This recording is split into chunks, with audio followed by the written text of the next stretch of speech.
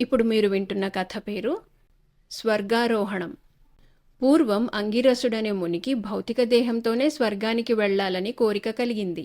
యజ్ఞం ద్వారా మనుష్యులు సాధించలేని కోరిక ఉండదు కనుక ఈ కోరిక కూడా ఏదో ఒక యజ్ఞం ద్వారా తప్పక సఫలమై తీరుతుందని ఆయన అనుకున్నాడు. కానీ ఆ యజ్ఞం చేసే విధానం ఆయనకు తెలియదు. అది దేవతలకు మాత్రమే తెలిసి ఉంటుంది. మనుష్యుల కోరికలను తీర్చగలవారు దేవతలే గనక ఆయన దేవతలకు రాజైన ఇంద్రుణ్ణి గురించి తపస్సు చేశాడు. త్వరలోనే ఇంద్రుడు ప్రత్యక్షమై ఆయన కోరిక ఏమిటని ప్రశ్నించాడు. బొందెతో స్వర్గానికి వెళ్లేటందుకు గాను ఎలాంటి యజ్ఞం చేయవలసి ఉంటుందో చెప్పమని అంగిరసుడు ఇంద్రుణ్ణి అడిగాడు. ఇంద్రుడా యజ్ఞం చేసే విధానాన్ని గురించిన వివరాలన్నీ అంగిరసుడికి తెలిపి అందుకు అవసరమైన మంత్రాన్ని కూడా ఆయనకు ఉపదేశించాడు. తరువాత ఇంద్రుడు అంగిరసుడితో, ఈ రహస్యం నా నుంచి నీవు తెలుసుకున్నందుకు నిన్ను అభినందిస్తున్నాను. నీ మూలంగా ఇది ఇతర మానవులకు తెలిస్తే నేను సంతోషిస్తాను. అయితే ఇది మానవులందరికీ సులభసాధ్యమైన యజ్ఞం కాదు. ఉదారబుద్ధి కలవారికే ఇది ఫలిస్తుంది. అలాంటి వారు కొద్దిమంది భౌతిక శరీరాలతో స్వర్గానికి రావటం వల్ల స్వర్గానికి ఏ లోటు ఉండదు అని చెప్పి అంతర్ధానమయ్యాడు. అయితే అంగిరసుడు ఉదారబుద్ధి కలవాడు కాదు, అసూయాపరుడు.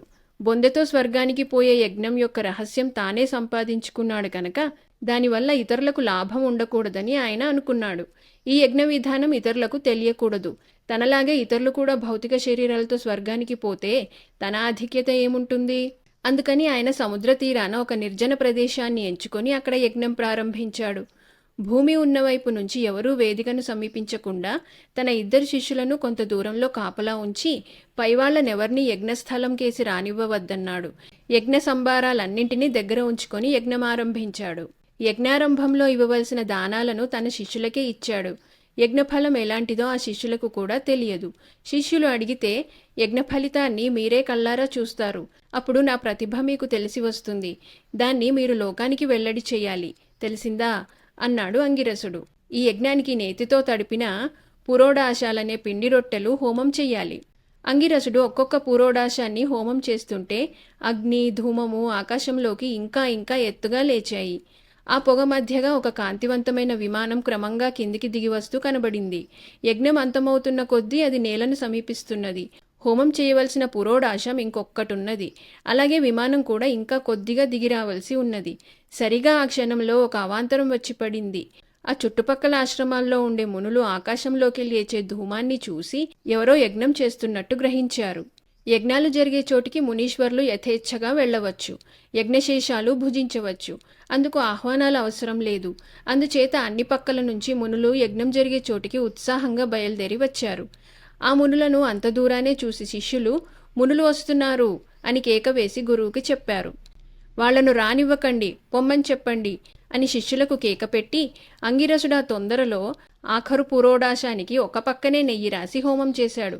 దీనితో పాటు ఆయన మంత్రం చదవటం కూడా మరిచాడు. కాని తాను చేసిన పొరపాటును గ్రహించక గాలిలో అంత ఎత్తున ఉన్న విమానాన్ని ఎగిరి అందుకొని దాని అంచును పట్టుకున్నాడు. విమానం కొంచెం పైకి వెళ్లి అక్కడే గుండ్రంగా తిరగసాగింది. విమానంలో ఉన్న దేవత అంగిరసుడితో, యజ్ఞం సంపూర్తి కాలేదు, ఆ కారణం వల్ల నీవు విమానంలో ఎక్కటానికి వీల్లేదు అన్నాడు. యజ్ఞవిధి సక్రమంగా పూర్తి చేశాను, ఎక్కించుకో అని అంగిరసుడు దేవతను బతిమాలాడు. అగ్నిలో వేల్చిన ఆఖరు పురోడాశం నుంచి పొగలు లేచి ఒక భూతం ఆకారం దాల్చాయి. ఆ భూతం విమానం చుట్టూ తిరగసాగింది. కింద చేరిన మునులు ఎవరు నువ్వు అని అడిగారు. భూతం జవాబు చెప్పక పైకి పోసాగింది. ఇంద్రుడిపైన బృహస్పతిపైన ఆంక్ష పెట్టి మునులా భూతాన్ని కిందికి రమ్మన్నారు. అది రాలేదు. అగ్నిపై ఆంక్ష పెట్టగా అది దిగి వచ్చింది. నేను పురోడాశాన్ని, అగ్ని కోసం పుట్టిన దాన్ని.